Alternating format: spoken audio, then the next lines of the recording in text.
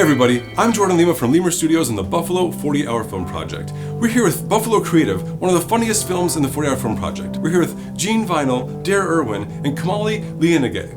And so this is your first time. Yeah. How did it go? What do you think? It was great. It was really fun. We were a little worried that we were the first ones to drop our film off, but it was really fun. It was fun to be together.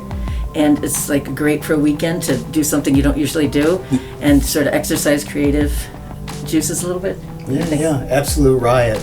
So you heard that this was their first time and they were the first people to hand it in. That's pretty amazing. We also have here Kai Liyanage, who is a future star in a 40-Hour Film Project film. Kai, tell us about what you do in your life.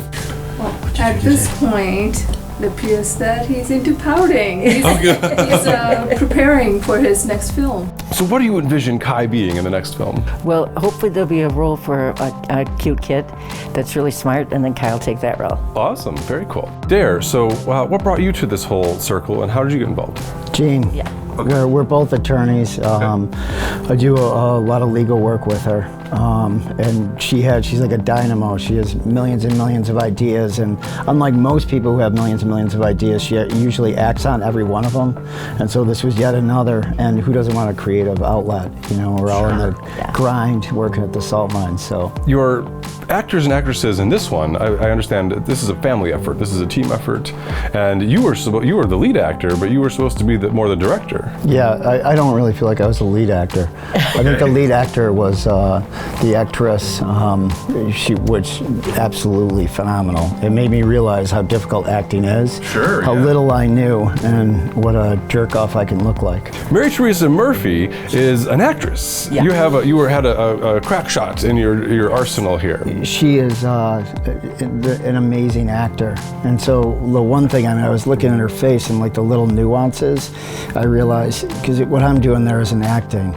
I just happen to be somewhere doing something. Yeah. So even when we're doing that, which is, tongue-in-cheek, sophomoric buffoonery, she is amazing. Another part of your amazing cast, you have a beautiful star, Bubbles. What is the story with Bubbles? Well, Bubbles has been my friend since the 80s, and she's older, she's had all kinds of different challenges in her life, and she's always met them with enthusiasm. And almost at 10 o'clock on Friday night, we needed a mother figure, and so I called her up and I said, "Hey Bubs, would you do this?" She said, "No." I said, "Just 2 scenes?" "No." I had to bring my oxygen, that'd be even funnier. So she came and she was such a good sport, and she was so much fun, and I think in a way she stole the show. Even on the set, she kept making us laugh. Yeah. We had so much fun with Bubbles, so I hope she does it this year too. We need to introduce people to what this film was. The film is called I Dream of Weenie, which I've now had to say in public and on recordings. What is I Dream of Weenie about? Well, I Dream of Weenie was a collaborative effort about, we needed to have somebody who was a collector, and one of our first genres was sports, and so we made him a sports memorabilia collector. And we knew about one of our members who was the male lead, Paul Grigsby. He had a whammy weenie. We had to find it, but he had the whammy weenie, so we were trying to, we thought that was just funny in and of itself.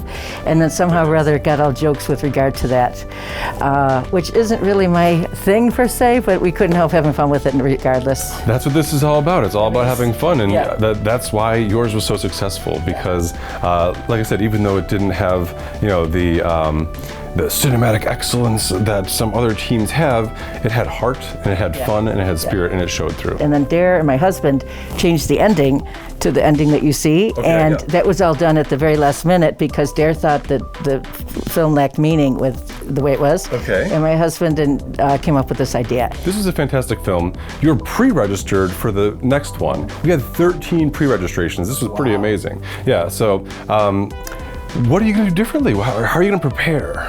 So I think everyone will be in place, and we have a lot of extra people, like Penelope Peters, who is the reporter. Her son's doing it. A lot of extra people have asked to do it. So we're going to buy one piece of equipment. The other producer and I, Kelly Zarcone, we're each buying one. She bought a second camera, so we can have 2 cameras. Awesome. And I'm buying the stabilizer, so we can have a little bit better quality with the stabilization. Sure. And so every year we're going to try to do that. That's incredible. And to build with this and to have this creative outlet that you can keep on expanding on is amazing. So you're getting your new equipment, and the North Park Theater, where we screen these, is also having major renovations and upgrades. So you have to check out the new North Park Theater, and when you come to our screenings at the premieres, you'll get to see the beautiful new North Park Theater. It's going to be wonderful. So we're just super excited about this. We're so glad that you're coming back. Yeah. We're going to put a link in the description to I Dream of Weenie, and you got to check it out. I swear to God, you're going to laugh. Thanks again for being here. It was an absolute pleasure. Thanks a million for what you guys do. We couldn't do it without you. Exactly. So glad to do it. Yes.